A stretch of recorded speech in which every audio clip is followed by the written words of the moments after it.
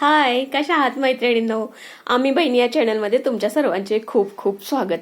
तर मैत्रिणींनो, कसं असतं ना, आपलं रोजचे जे रुटीन असतं ना, ते आपण म्हणजे इतकं साचेबंद म्हणजे अगदी मशिनरी जशा काम करतात ना, तसं आपलं चाललेलं असतं.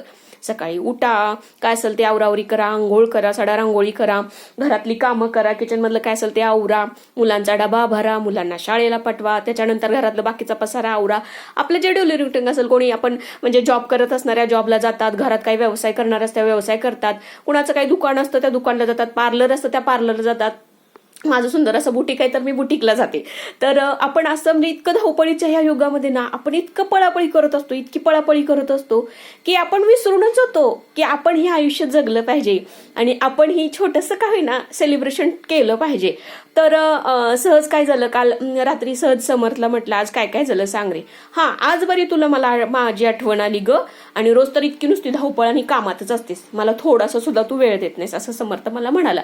मला पण थोडंसं वाईट वाटलं. कसं असतं ना, लहानपणच मुलं आपल्या आसपास जास्त वावरत असतात. ती एकदा मोठी झाली ना, तर त्यांना पंख येतात आणि ते उडतात. त्यांना त्यावेळेस आईची म्हणजे तेवढी काही गरज नसते किंवा तेवढे ती आवडीने आईला एखादी गोष्ट सांगत नसतात. साधारणतः 14-15 वर्षाच्या आतलीच मुलं आपली लहान असं आपण समजतो. तर त्या मुलांना आपण वेळ दिलं पाहिजे. म्हणजे वयाचे काय असेल ते सुरुवातीपासून 1-2 वर्षापासून ते 12-13 वर्षापर्यंत ते त्यांचं बालपण असतं आणि ते आपण सांभाळलं पाहिजे. म्हणजे कधी तर ना, सहज आपण एखादी गोष्ट त्यांना दिली तर तुला कशी वाटली, किंवा आपल्या एखादा निर्णय घ्यायचा असेल आणि आपण त्याला जर विचारलं तर त्याला खूप ते छान वाटतं. तर आपण आपल्या मुलांना वेळ दिला पाहिजे.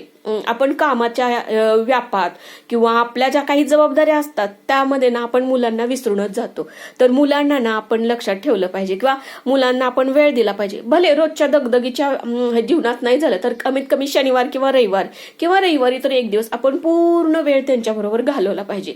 ऍटलिस्ट रविवारी सकाळपासून संध्याकाळपर्यंत त्याच्या आवडीनिवडी काय आहेत, आपण कुठं जाऊया, तुला कुठं जायचंय बाळा, आपण काय खेळूयात, हे विचारलं पाहिजे. आणि आत्ता काय झालंय माहिती का, अगोदर म्हणजे आपल्या वेळेस कशी आपली भावंड भरपूर असायची, म्हणजे 2 बहिणी एखादा भाऊ असं असायचंच. पण आता काय झाले, नात्यांमध्ये एकच मुलगा किंवा एकच मुलगी किंवा 2 मुलं किंवा 2 मुली असं समथिंग असतं. बऱ्यापैकी एकच आता अपत्य असतं. तर त्या अपत्याला ना त्याच्या भावना शेअर करायला ना दुसरं कोणी भेटतच नाही. मग त्यानं बोलायचं तरी कुणाशी, म्हणून आई या नात्याने आपण त्यांना वेळ देता आला पाहिजे. तर मैत्रिणींनो, तुम्हीही तुमच्या मुलांना नक्की वेळ द्या आणि त्यांच्या मनातल्या ज्या गोष्टी आहेत त्या तुम्ही जाणून घेण्याचा प्रयत्न करा. बघा, आवडल्यास like and share and subscribe करा. थँक्यू.